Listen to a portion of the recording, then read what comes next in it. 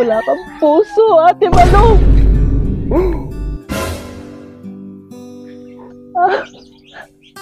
Ate, Para sa pagpapatuloy ng ating kwento, mga kumarites, ay niyo pong matatampukan muli ang kwento ng 5 magkakapatid na kapuspalad, honey.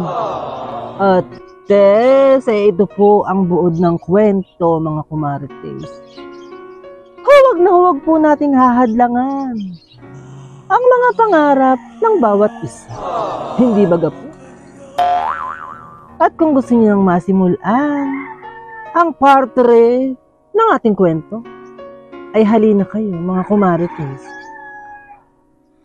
para malaman na natin kung ano ba talaga ang gagawin ng magkakapatid na ito. Dahil sila nga ay lagi na lang mainit ang ulo, lalo na ang panganay na kapatid na si Malu. Atin pong matutunghayan, mga kumarites. Katana. Ate?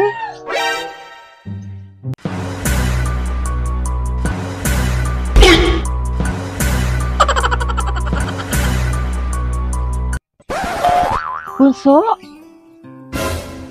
Talaga po bang araw-araw na laang, minuminuto, mayat-maya na laang po ba kayo mag-aaway? Ano na po magandang naidulot sa atin ng pag-aaway ninyo na iyan at araw-araw na laang po? Di baga po at nung nabubuhay pa si nanay at si tatay, sabi, tayo ay magmahalang magkakapatid. Bunso! Tapos ngayon ay dumadaan lang tayo sa pagsubok na kayang-kaya naman nating lampasang magkakapatid. Pero bakit parang nagsasawa ka na, Ate Malu? Di ba ikaw ang panganay? Ikaw dapat ang mangangaral sa amin. Sa aming 4 ng Ate Matit. Bunso! Ate Mercy. Bunso!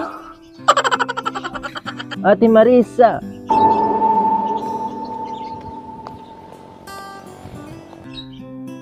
Ate! Tinitigilan ko lang talaga, Ate Malu, ang magsalita. Kaya sa loob ng 7 taon ay hindi na ako nag-iimik. At simula naman nang mawala ang ating mga magulang, ay araw-araw ka na lang galit. Araw-araw ka na lang nagsisermon sa aming magkakapatid. Binigyan ka lang ng responsibilidad at pagsubok ng Panginoon, nagkaganayang ka na. Nag-asawa ka ng maaga. Wala ka namang narinig sa aming magkakapatid na sinumbatan ka namin, di ba? Sinabi baga namin na ikaw ay Makate? Ano ba ka naman tutindi? Aba, naandito na lang din naman tayong lahat. Sasabihin ko na, mag-aasawa na rin ako, Ate Marisa. Mauuna na ako sa iyo. Ano sabi mo, Matit? Mag-aasawa ka na? Talagang sasabay ka pa sa hirap na nararanas natin ngayon. Ano na lang ang gagawin mo pag nag-asawa ka na? Alam mo na baga kung ano ang buhay may asawa? Sino pati ang mapapangasawa mo?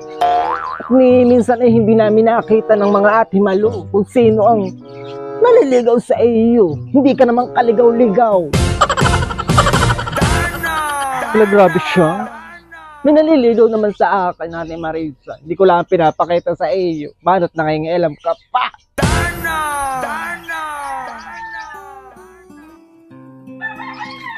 Ano? Ate Matit, mag-aasawa ka na din. Isa ka pa naman tanga, hindi nag-iisipan eh. Pabigla-bigla ka din naman ng desisyon. Dahil baga mahirap lang tayo, kaya ikaw ay nakaisip na rin mag-asawa. Tingnan mo nga, Ate Marisa. At wala pang kabalak-balak mag-asawa at magtatrabaho pa nga, tatawagan laang. Ay, di pala ang tinatawagan. Kaya naman, ito't nag-aantay din ng Ate Marisa ng kanyang papasukang trabaho.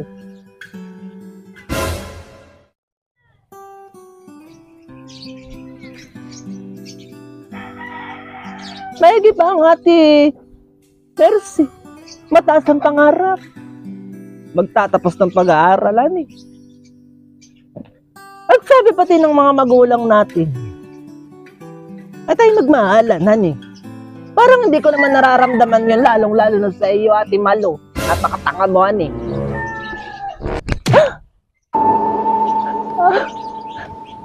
Ate. Pasensya ka na, bunso. At huwag na huwag ka ding mabibitin kumarites ulit, honey. Puputulin ko muna yung pagtawa mo diyan, honey. O, Tess, ay abangan mo bukas ang part 4. O, Tess, ay gusto mo rin bagang magpa-shoutout pati mga kumarites kay Ate Chona, aka Kumarites. Ay mag-comment ka na lang din sa baba, honey. At ilagay mo yung pangalan mo at saka yung lugar mo. At nang ma-shoutout na pati kita. Kainamang ka na at huwag mo rin kalimutang i-follow ang ating page para nasusubaybayan mo ang kwento ng mga kupuspalad, honey. O, Tess, ay ikaw na lang ang inaantay kong magpadala ng kwento mo. Aba, ay message mo ako sa kwento mo at gagawin ko na lang ng kwentuhan. Kaya naman mga kumarites, abangan bukas ang part 4, honey. Kainaman na at huwag niyo pong kakalimutan na ikaw ang bida sa kwento ng iyong kapitbahay. Honey.